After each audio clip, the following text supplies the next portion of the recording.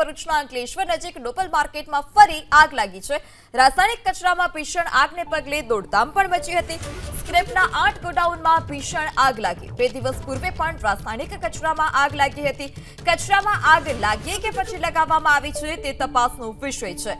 તો ભરૂચના અંકલેશ્વર નજીક નોબલ માર્કેટમાં ફરી આગ ભભૂકી ઉઠી છે। રાસાયણિક કચરાનો જે ઢગ હતો ત્યાં ભીષણ આગ લાગી અને ભીષણ આગથી દોડધામ મચી હતી।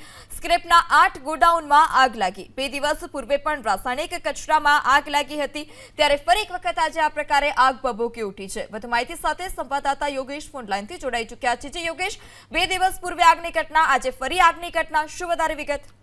बिल्कुल जो नेशनल हाईवे नंबर 48 ની બિલકુલ લગોલગ આવેલો આ જે નોબલ માર્કેટ છે એમાં શુક્રવારના દિવસે પણ ભીષણ આગ લાગી હતી।